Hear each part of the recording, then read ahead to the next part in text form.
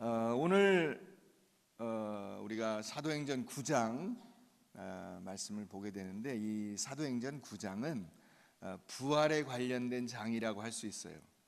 왜냐하면 사도행전 9장 앞부분에 뭐가 나왔냐면, 이 사도 바울이 되기 전에 사울일 때 그 예수 믿게 되는 과정이 나와요.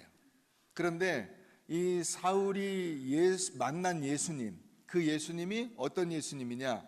부활하신 예수님이에요.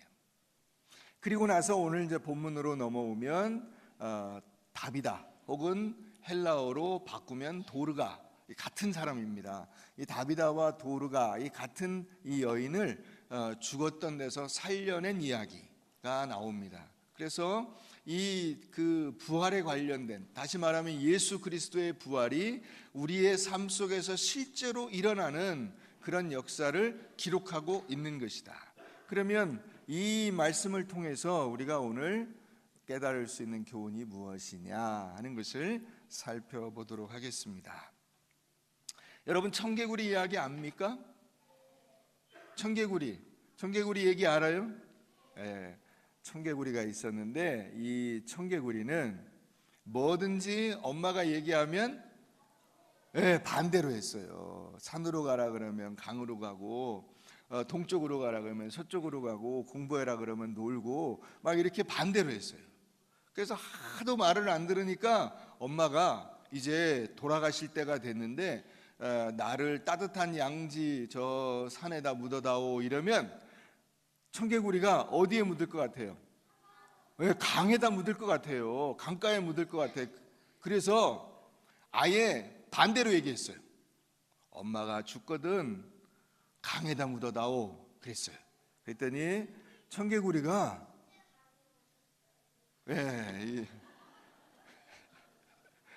진짜로 강에다 묻은 거예요. 산에다 묻을 줄 알고 강에다 묻어라 그랬는데 진짜로 강에다 묻은 거야. 그 엄마가 돌아가시고 난 다음에서야 철이 든 거예요. 엄마 말을, 내가 그동안 엄마 말을 너무 안 들어서 이제는 엄마 말을 들어야 되겠다. 그리고 강에다 묻은 거예요. 그런데 강에다 묻고 돌아왔더니 비가 오는 거예요. 그래서 청개구리가 가만히 생각하니까 큰일 난 거예요. 엄마 시체가 떠내려갈 것 같아. 강물이 불어가지고. 그래서 비가 올 때마다 개굴개굴 운다는 거야. 그런데 이 예수님의 제자들도 비슷했어요. 예수님이 살아계실 때 제자들은 예수님의 말씀을 잘 이해를 못했어요. 예수님이 누구신지, 예수님이 왜 오셨는지, 예수님께서 왜 이런 말씀을 하셨는지, 예수님이 왜 이런 행동을 하시는지, 이런 거를 제대로 알아듣지를 못했어요. 심지어는 예수님이 그걸 설명해줘도 못 알아들었어요. 그죠? 이 예수님의 제자들인데 그 말귀를 못 알아듣는 거예요. 그런데 예수님이 그러다가 십자가에 달려 죽으신 거예요. 예수님이 죽으셨는데도 못 알아들었어요. 예수님이 죽으신 다음에도 제자들은 예수님이 왜 죽으셨나를 몰랐어요. 그래서 다 흩어져 버렸어요. 다 자기들 동네로 가버렸어요. 예수님을 잡아 죽인 사람들이 자기들도 잡아 죽이지 않을까 겁나서 도망갔어요. 예수님이 부활하셔서 그들을 찾아오셨어요. 그때서야 알게 된 거예요. 예수님께서 옛날에 말씀하신 게 이 뜻이구나. 내가 이 성전을 무너뜨리고 다시 사흘 만에 일으키리라고 하신 말씀이 이 말씀이구나. 예수님이 그 십자가에 달려 죽으셨다가 3일 만에 인자가 다시 살아나야 하리라 하고 말씀하신 게 이런 뜻이었구나. 그런 거를 예수님이 부활하신 다음에서야 알게 된 거예요. 그 전에는 하나도 이해가 안 됐는데 예수님이 부활하시고 나서 짠 하고 나타났을 때, 그때서야 이게 예수님의 말씀이 수수께끼가 풀리듯이 쫙 풀려가는 것을 느끼게 된 거예요. 초대교회에서 초대교회 성도들이 생각한 그 예수님의 모습은 무엇이냐면, 하나님 우편에 계시는 주 예수 그리스도로 표현하고 있어요. 예를 들어서 예수님의 그 동생 가운데 야고보라고 하는 동생이 있어요. 이 야고보라고 하는 동생은 예수님이 사역하실 때 예수님이 심지어 미쳤다고 생각을 했어요. 아, 우리 형이 미쳤나 봐. 그래서 그 미친 형을 잡으러 갔어요. 그랬는데 나중에 야고보가 사도가 돼서 이 예수님의 부활을 경험한 다음에 변화돼 가지고 그가 쓴 야고보서에 보면 영광의 주 곧 우리 주 예수 그리스도라고 기록하고 있어요. 그러니까 예수님이 미친 분이 아니라 영광의 주님이시오 우리 주 예수 그리스도라고 하는 분명한 그 믿음의 주체로서의 그 정체성이 딱 드러나게 된 거예요. 이런 걸 깨닫게 된 거예요. 베드로도 마찬가지. 여러분들은 그 미성년자 관람 불가라서 못 봤을 거예요. 범죄와의 전쟁이라는 영화가 있었어요. 최민식이라고 하는 배우가 나와가지고 연기를 했는데, 최민식이 경찰서에 끌려가서 거기서 막 얘기하는 장면 아마 기억나시는 분도 있을 거예요. 너희 서장 남천동 살제? 내가 임마 어제도 너희 서장 만나서 같이 밥 먹고 같이 사우나 가고 내가 임마 다 했어 나오잖아요. 베드로도 그런 거예요. 베드로도 어저께까지도 예수님하고 같이 만나서 밥 먹고 사우나 가고 식당 가고 뭐 같이 잠자고 다 했어. 그런데 그 예수님이 알고 보니까 누구예요? 메시아예요. 예수 그리스도예요. 그것을 깨달은 이 베드로가 너무나 놀라운 거예요. 야, 예수님이 그런 분이었는데 내가 그분을 알아보지 못했구나. 그래서 변화된 예수님에 대한 시각이 완전히 변화된 것을 우리가 사도행전에서 보게 돼요. 우리 읽은 그 사도행전 앞에 한 2장으로 한번 가보세요. 2장. 거기다 줄을 껴놓고 2장으로 한번 가보겠습니다. 2장 14절부터가 베드로가 이 부활하신 예수 그리스도에 관해서 설교한 내용이거든요. 다 읽을 수는 없고 32절부터 보십시다. 사도행전 2장 32절, 신약 190페이지. 32절. 이 예수를 하나님이 어떻게 하셨어요? 살리신지라. 우리가 다 이 일의 증인이로다. 하나님이 오른손으로 예수를 높이심에 그가 약속하신 성령을 아버지께 받아서 너희가 보고 듣는 이것을 부어주셨느니라. 다윗은 하늘에 올라가지 못하였으나 친히 말하여 이르되 주께서 내 주에게 말씀하시기를 내가 내 원수로 내 발등상이 되게 하기까지 너는 내 우편에 앉아있으라 하셨도다 하였으니 그런즉 이스라엘 온 집은 확실히 알지니 너희가 십자가에 못 박은 이 예수를 하나님이 주와 그리스도가 되게 하셨느니라 하니라. 그들이 이 말을 듣고 마음에 찔려 베드로와 다른 사도들에게 물어 이르되 형제들아 우리가 어찌할꼬 하거늘 베드로가 이르되 너희가 회개하여 각각 예수 그리스도의 이름으로 세례를 받고 죄사함을 받으라. 그리하면 무엇을 선물로 받아요? 성령을 선물로 받으리니 이 약속은 너희와 너희 자녀와 모든 먼 데사람 곧 주 우리 하나님이 얼마든지 부르시는 자들에게 하신 것이라 하고 또 여러 말로 확증하며 권하여 이르되 너희가 이 패역한 세대에서 구원을 받으라 하니 그 말을 받은 사람들은 세례를 받음에 이날에 신도의 수가 3,000이나 더하더라. 이 베드로가 예수 그리스도의 그 부활과 주 되심을 확실하게 증거하고 있는 것을 볼 수가 있습니다. 여러분, 엊그제까지 함께 먹고 자고 생활했던 그분이 영광 가운데 하늘에 올라가셔서 하나님의 우편에 앉아 계신 메시아 그리스도라고 하니까 얼마나 놀랍겠어요.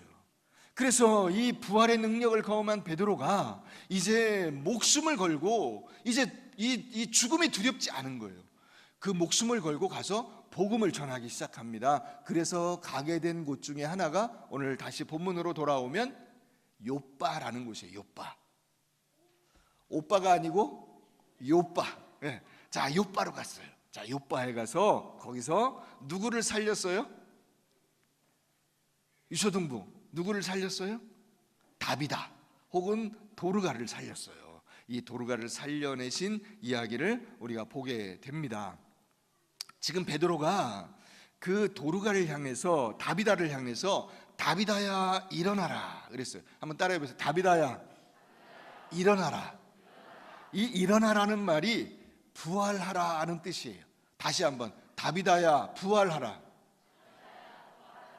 다비다가 죽음 가운데 다시 일어나야 된다는 것을 말하고 있는데, 이 일어나라라고 하는 이 단어를 예수님께서 부활하신다고 하는 그 말을 설명할 때 쓴 단어예요. 똑같은 단어를, 예수님의 부활에 쓴 그 단어를 지금 베드로가 다비다에게 적용해서 다비다야 부활하라 하고 지금 이야기하고 있는 거예요.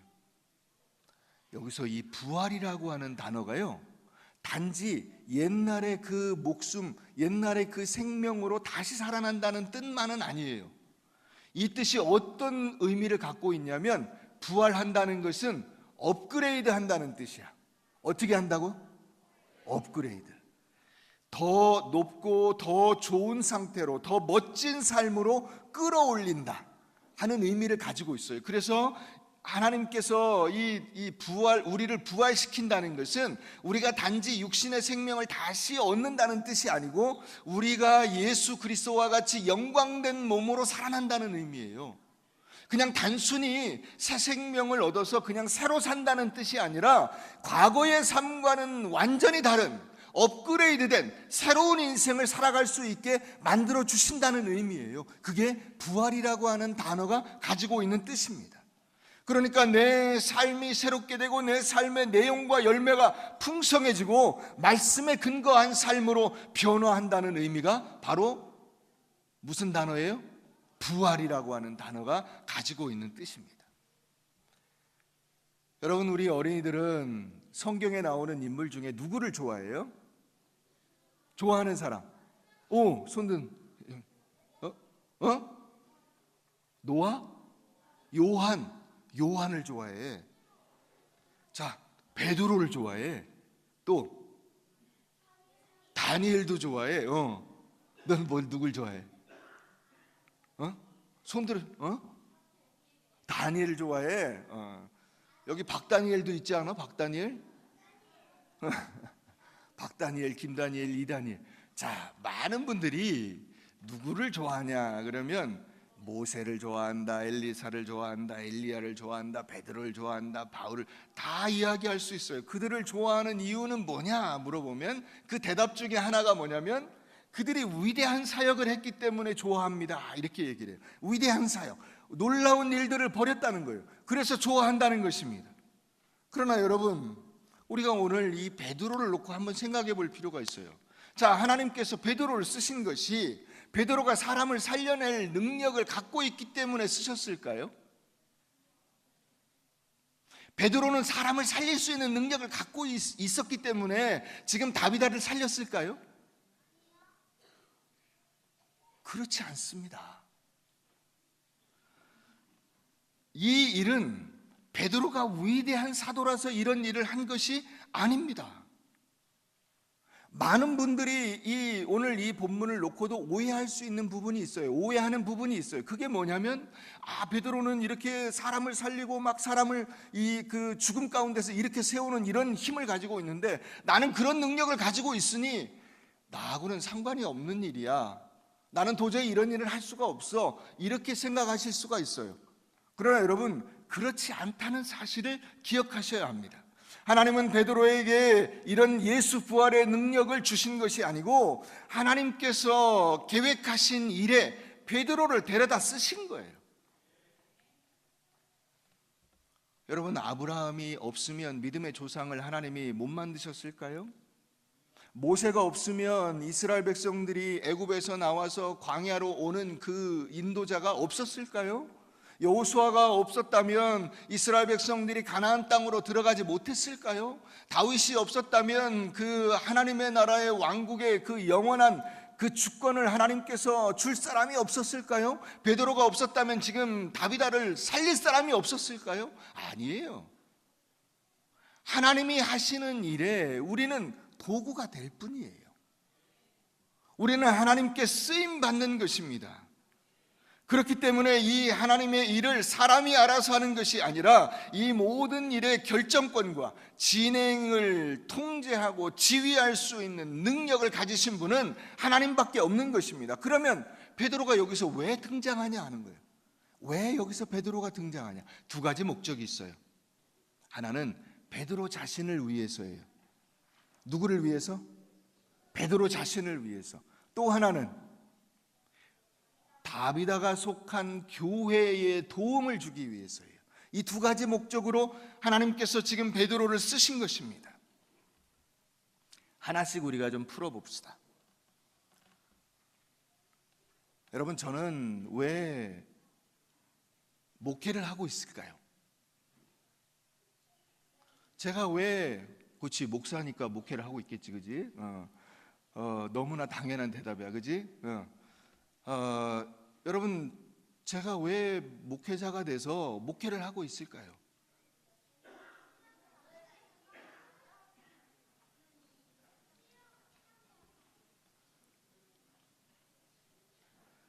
일차적으로는 제가 예수를 더 잘 믿기 위해서예요.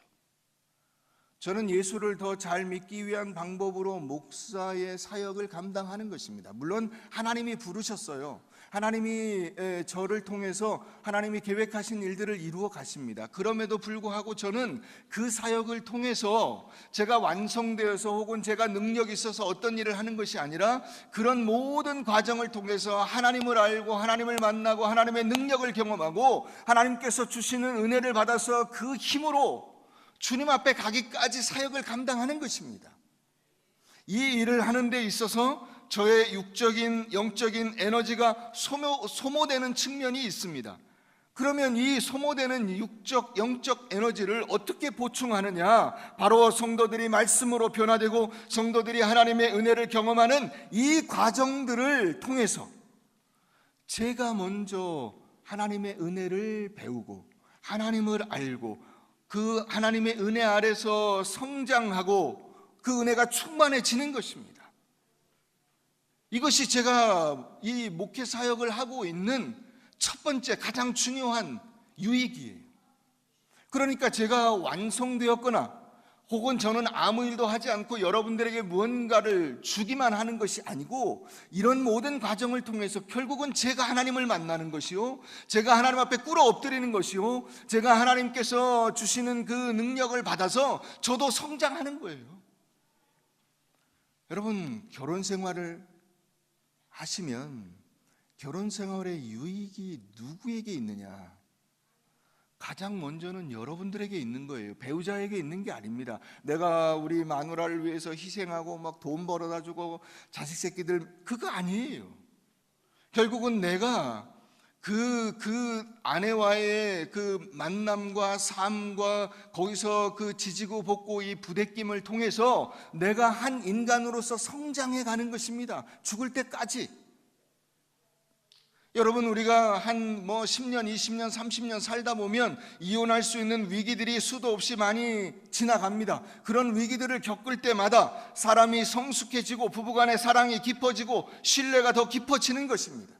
그런데 거기서 성질대로 살고 기분 내키는 대로 살면 절대로 사람이 클 수가 없어요. 성장할 수가 없는 것입니다.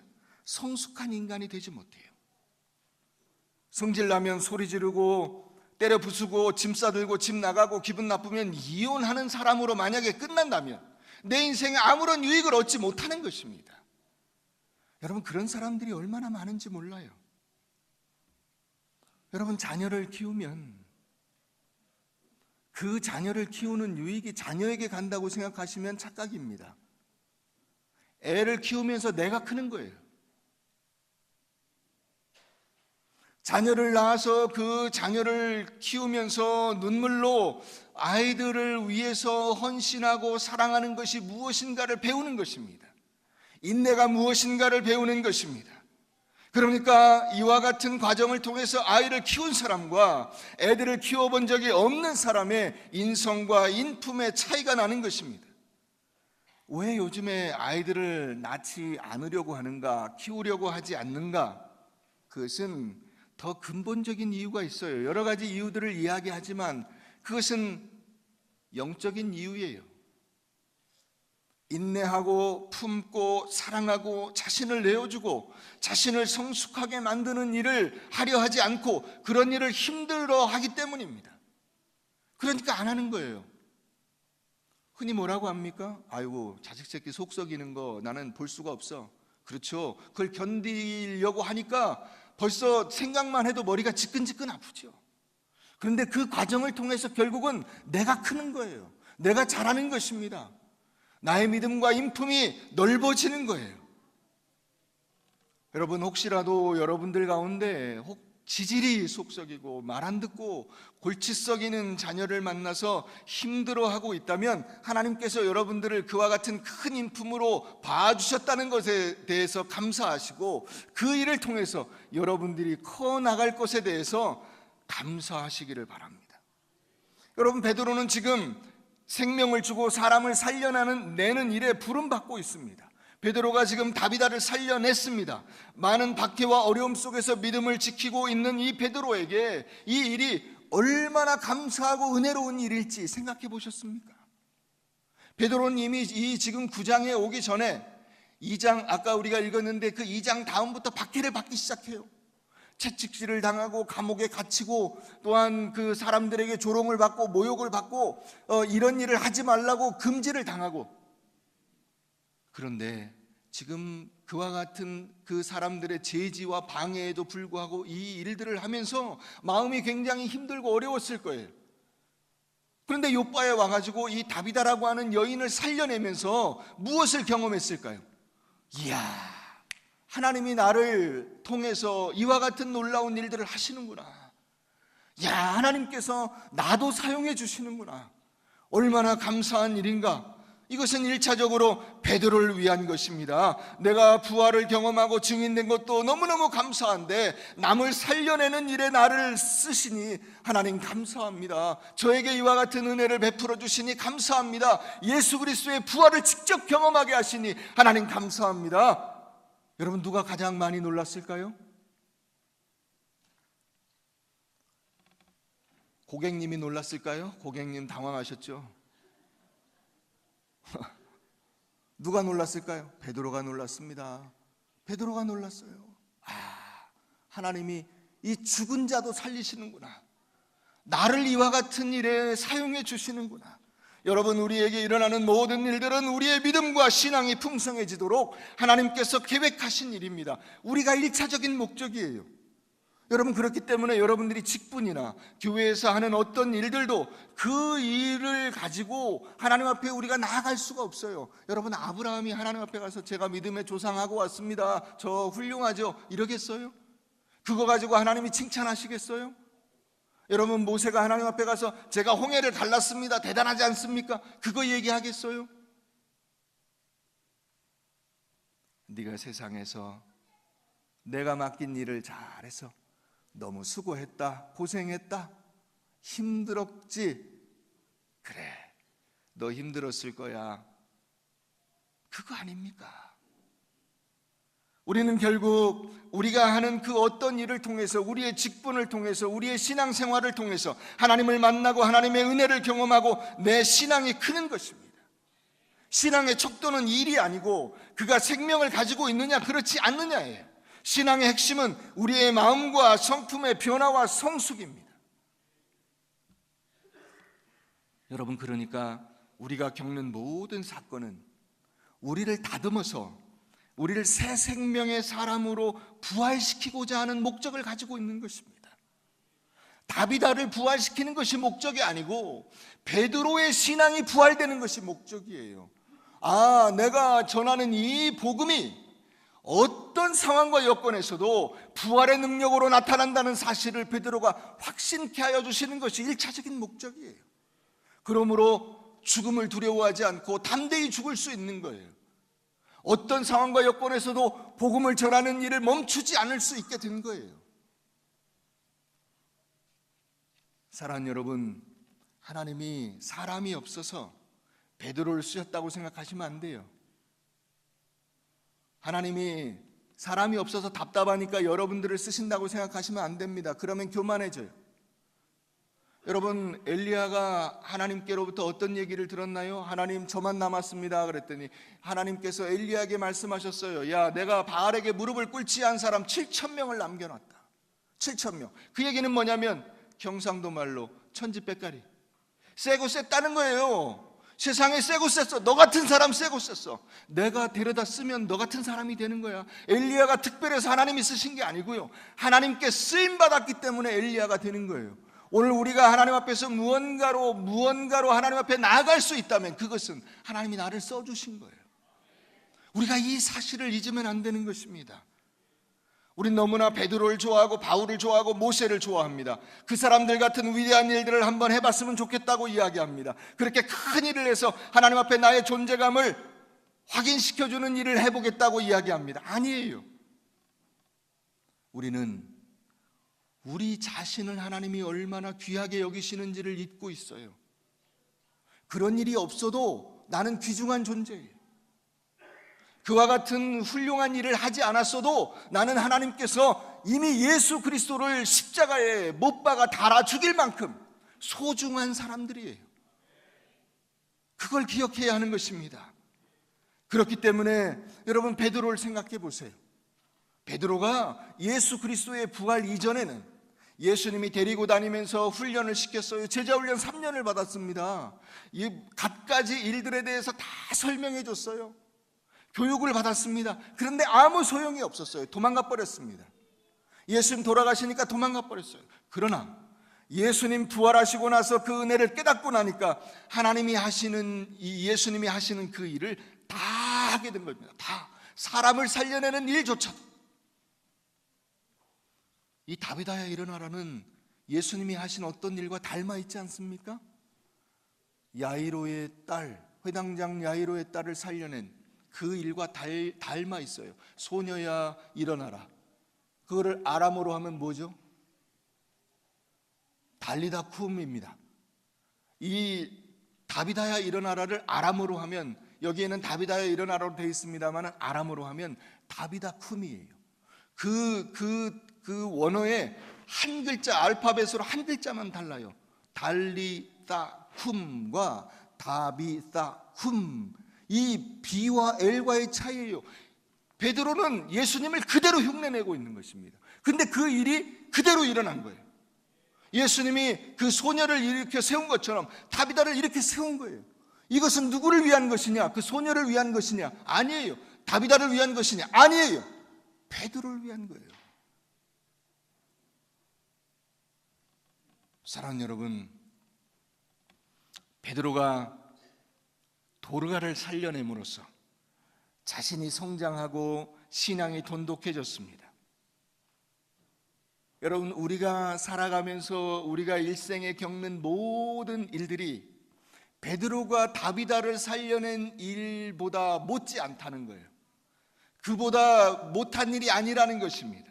애가 속을 썩여도 묵묵히 인내하면서 하나님께 맡김을 배우고, 부부싸움 했을 때 자신이 먼저 손 내밀어 화해하고, 다른 사람들을 내가 먼저 섬기고, 성도들에게 먼저 인사하고 웃음 짓는 일들을 함으로써 내 신앙이 크고 하나님의 사람으로 나 자신을 더 깊이 있게, 더 넓게, 더 새롭게 만들어 가면서 오직 예수를 믿는 그 믿음으로 살아가며 내가 하나님의 사람으로 성숙해지는 것, 업그레이드 되는 것, 새로운 삶을 사는 것, 그것이 부활이에요.